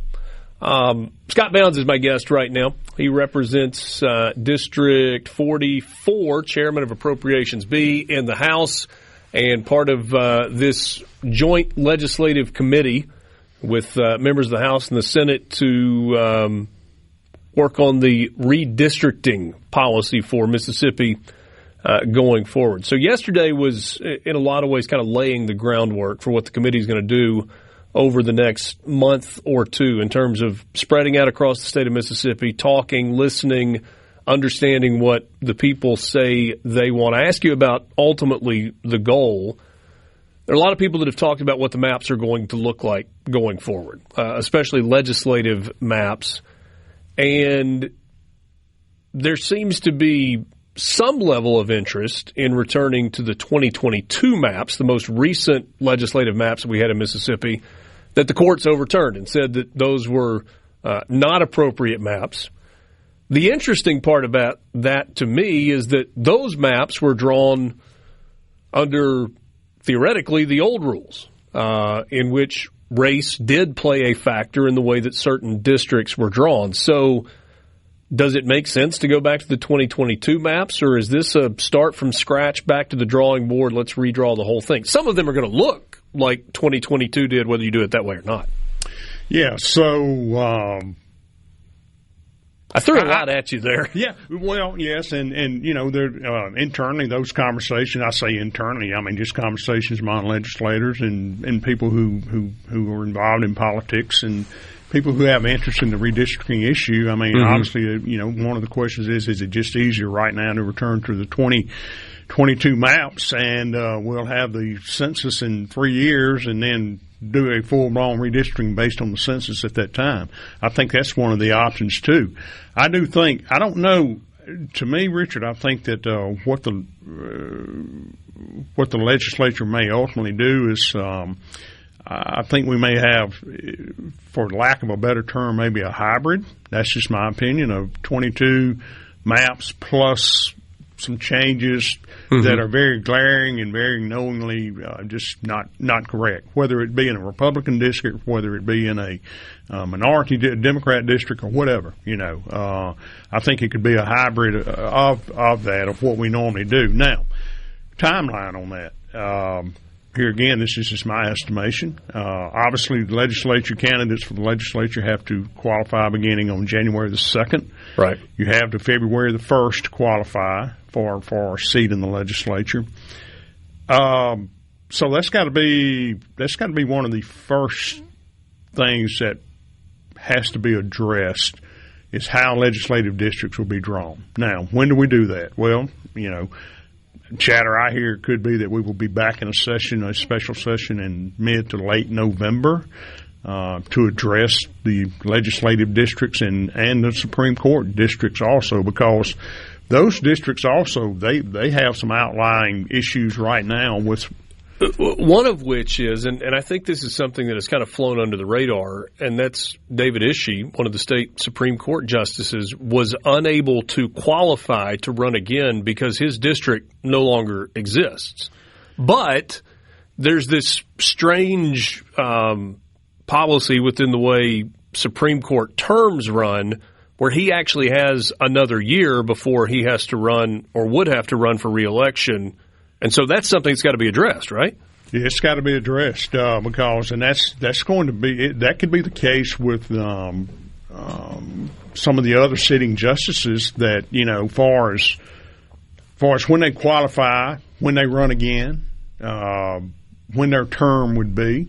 those are things that have got to be addressed too. I mean, without and then don't public service and transportation follow the Supreme Court voting districts as well? Pretty much, yes, they do. So that's got to be addressed too, because see, they have to qualify and for district office same time we do, right. January the 2nd through February the 1st, I think, or whenever first day you can qualify. But yes, same thing. The Public Service Commissioner and Transportation Commissioners follow pretty much the Supreme Court lines. So all of that has got to be reviewed, and it's part of the big redistricting picture, not with only the legislative redistricting that's got to be done before, but Supreme, those districts have to be done too, and that's why I go back to what we said in the first segment. In that I think the congressional district, we've already got the primaries behind us this year, right? And to me, it's only right to go ahead and go with the process of the electoral process of the congressional districts as we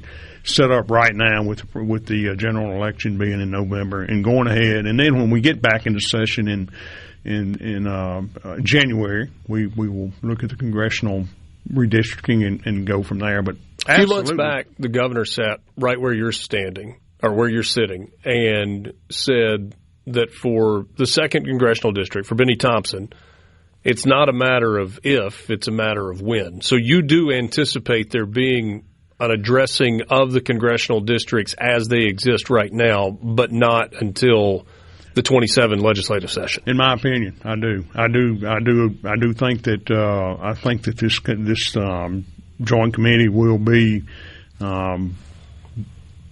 looking at that, taking input from the citizens as we go across this hearing schedule in the next couple of months, this month in September. But yes, I do think that we will be. And Richard, I've heard we need to get rid of Benny, and we need to do this, we need to do that. We still have a 38% minority population in the state. You just can't sweep those folks away. They got to be a part of representative government too. They got to be a part of our democracy and having a voice and things like that. So, what does it do to the other 3 congressional districts? I don't know. I mean, for us to find a balance, it's going to be. And Scott, there are some people who are a little more thoughtful in their approach as opposed to how fast can my fingers type to get this post on X with a AI generated map, who have said,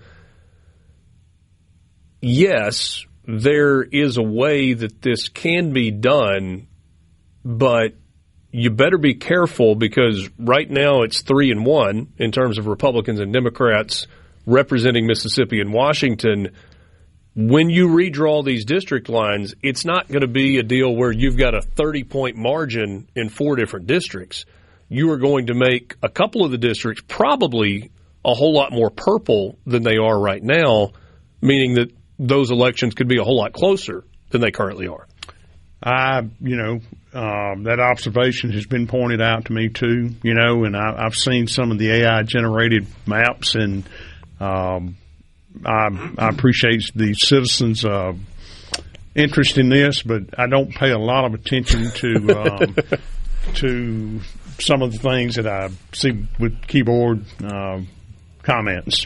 So let me ask you one question. This unrelated to redistricting, but one that we got on the C Spire text line, 601-879-4395. Will you ask Representative Bounds about the new school law looping good parents in with bad parents and putting them in jail? Is that a good idea? I'm not sure it is for the future of politicians.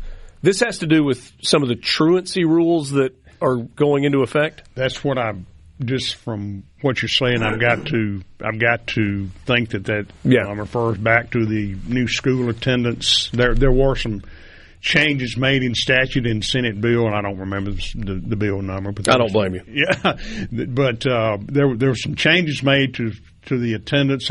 One thing that I saw that, and I get it, Richard. I get it. I think under the I'm just recalling from memory, I think we went from 3 excused absences to 5 per semester now. You can have more with the superintendent or the principal signs off on it. Right. One of the things that I saw that for a child to be considered in attendance, they used to have to do 63% of the day. Now it's 66% of the day. I don't know if that's because schedules, a class may end at 12:45 and they went from 12:45 to 1 o'clock now. I don't know. Yeah. Well, you got to be there 2/3 of the day to be counted. You got to be there present 2/3 of the day, and the district will be paid based on that child's being in that seat for that day. And look, I get it, but attendance creates success. Sure. And Lieutenant Governor's talked a lot about the problem with chronic absenteeism within schools, and so you tie the school's funding to that. It gives them an impetus to make sure that kids are at school. Always appreciate your time. Good catching up. Yes, and sir. Look forward to checking in on progress with this committee. All right. Thank you, Richard. Back with you after this. Mornings with Richard Cross. Find out what's happening across your state. Mornings with Richard Cross on SuperTalk Mississippi.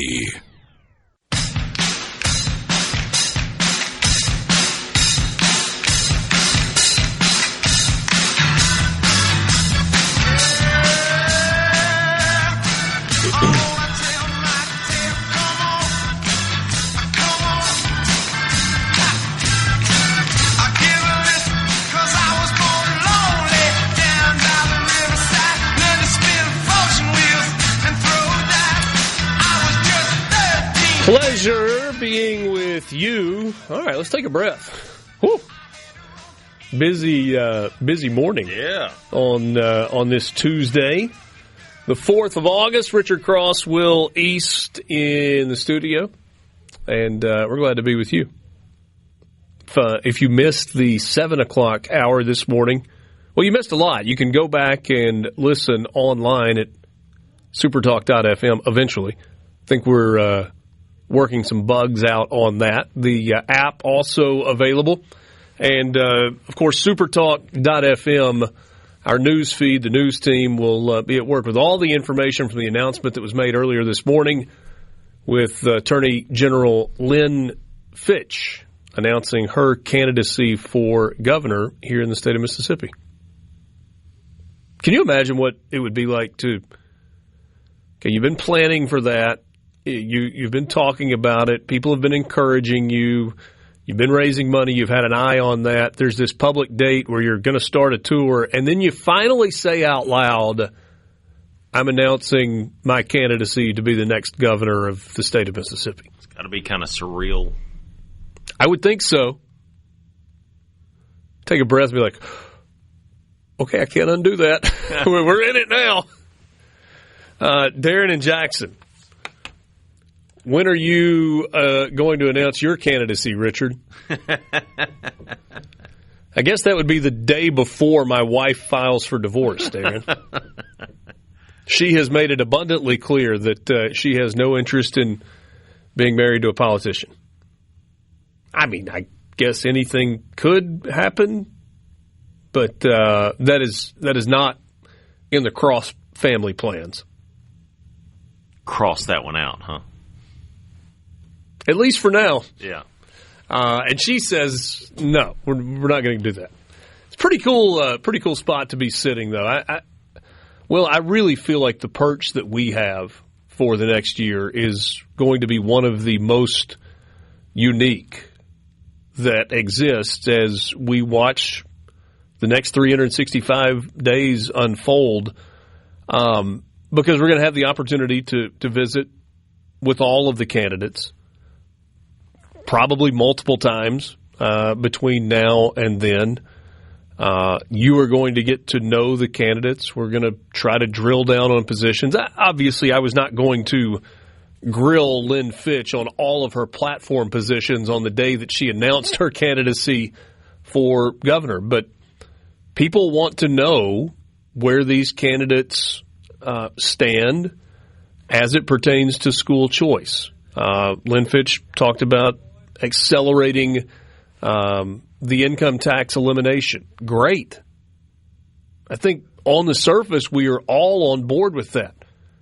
Explain to me how you make up the revenue. What is the plan for where those dollars come from when you take the tax dollars out of the state's coffers.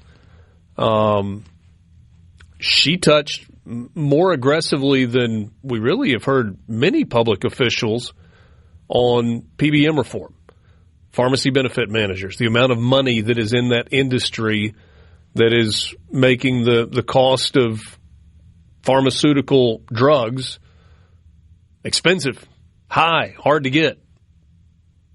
There's a lot of profits in that industry that is an industry that create an industry that can still be profitable without being grossly profitable and might help the end user, the patient, and the small pharmacy owner. I think that's a conversation that's going to be part of it. And then how do you keep the economic engine going? Andy Gipson told us that his approach is going to be focused on agriculture and bringing more agriculture jobs to Mississippi and food processing plants here. And I'm not putting words in his mouth, but talked about that at the Neshoba County Fair.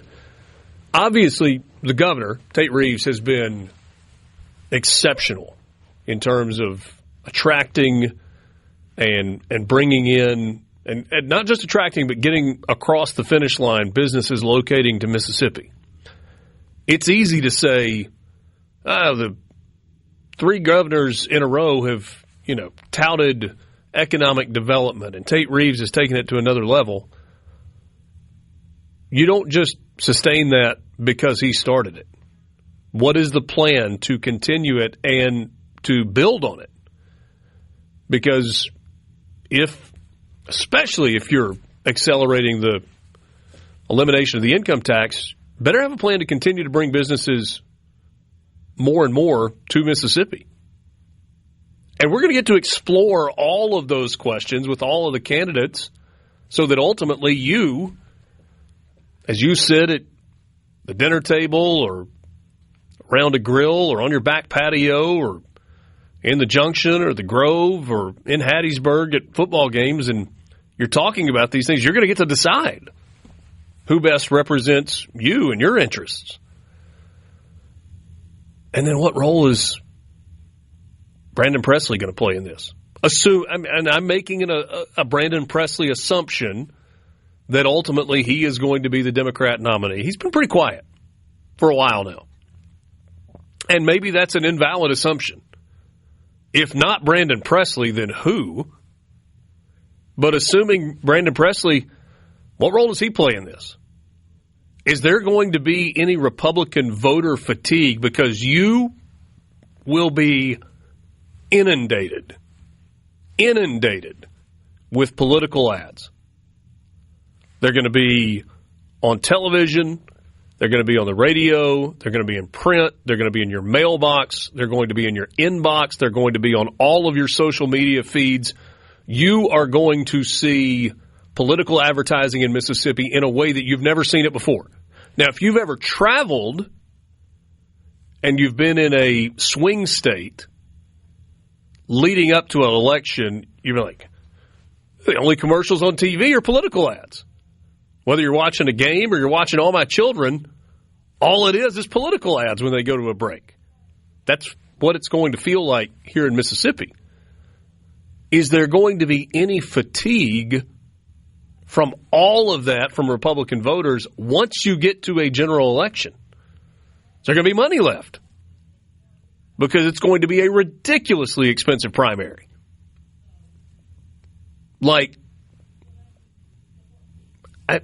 It's going to be an $8 to $10 million race to win.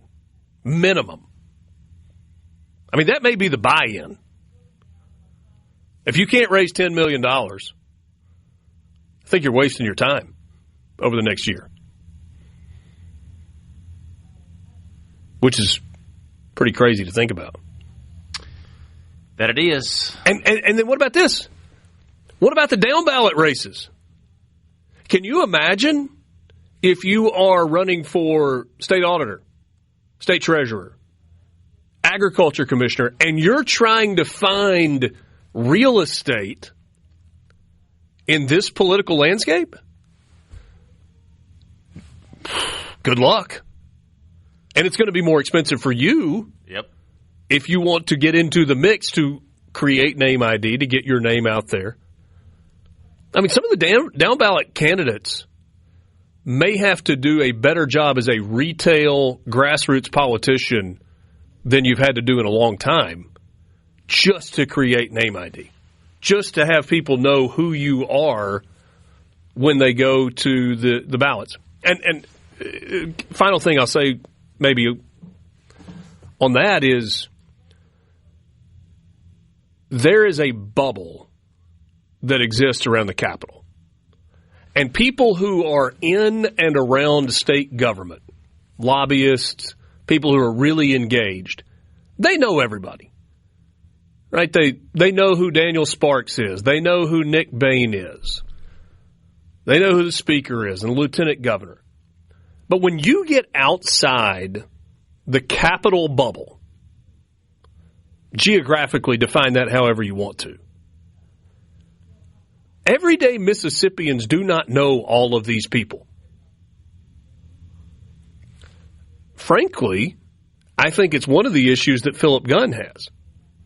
He is former Speaker of the House and has been out of the political landscape in Mississippi for 4 years now, or 6 years now. And so, yes, there are lots and lots and lots of people who know who Philip Gunn is, but there are hundreds of thousands of people who couldn't tell you who the current Speaker of the House is. And that's with no offense intended toward Jason White. People just aren't that plugged in politically.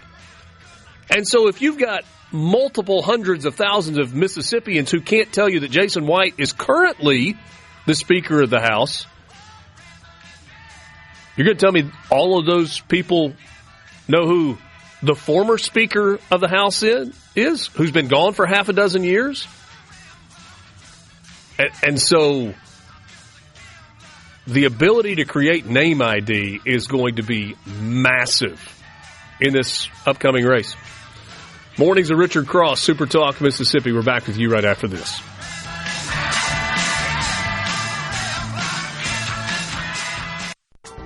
From the White House to your hometown, this is where you find out what's happening.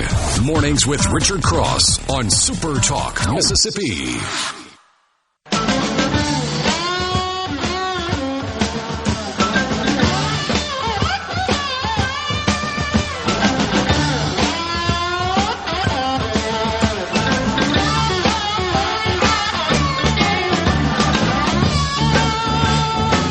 If your political plate is not full, well, I got one more thing for you to add to it. All right. You've got primaries today in Michigan. And you might say, why should I care about that? And I would understand that you might say that. But there is a bit of a litmus test that is happening today in Michigan. In the battle for Gary Peters' Senate seat, you have on the Republican side former Representative Mike Rogers, who will move on to the general.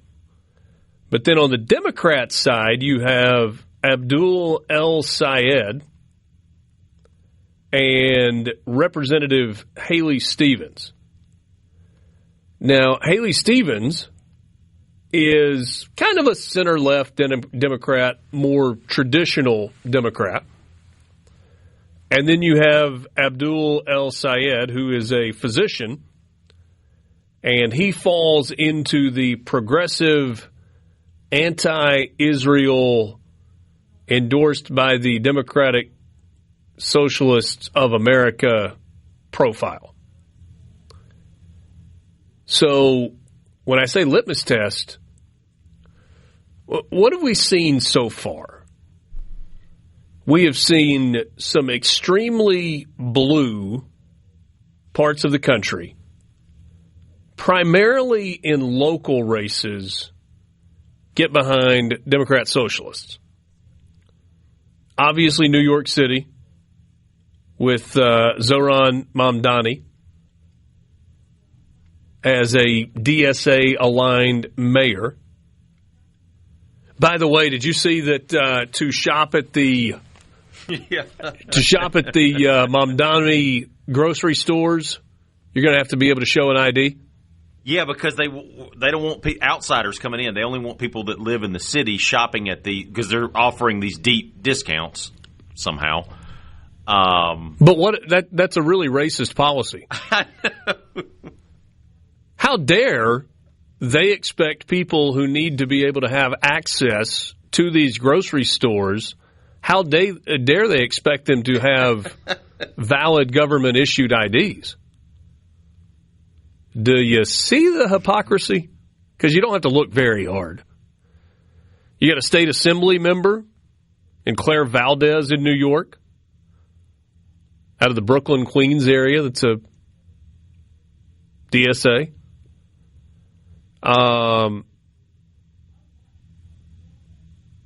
New York 13, a congressional representative there. In Denver, Malat Quiros defeated longtime incumbent Representative Diana DeGette. In Colorado, won in June. He is a socialist. Chris Rabb in Pennsylvania, socialist.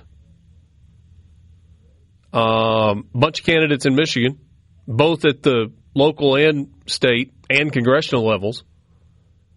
But you're talking about one of two Senate seats for the state of Michigan that is up for grabs. And you have a center-left Democrat and an avowed socialist. And it looks like the more traditional candidate is going to win that in Haley Stevens. But Al Sayed has gotten a lot of press. And what's it going to look like? If you are not paying attention to the foothold that socialism is taking in the United States of America, it's probably time to start. Is it a movement? Is it growing? Is it going to take over the traditional Democrat Party? Some of the people that are the faces of Democrats right now are aligned with socialism. Period. Maybe it gets thwarted. Maybe people come to their senses. I don't know. I implore you to go through the history books and find one time in the history of the world where socialism as a form of government has been successful for an extended period of time. I'll wait, but I'm not going to hold my breath while I wait, because you're going to be looking for a long time before you find that example. Oh, by the way, did you see Scott Pelley, formerly of 60 Minutes? He's now going to be teaching in the School of Journalism at Columbia. Somebody told me El Sayed is not a physician. Is it a PhD? Sorry, Mark. My bad.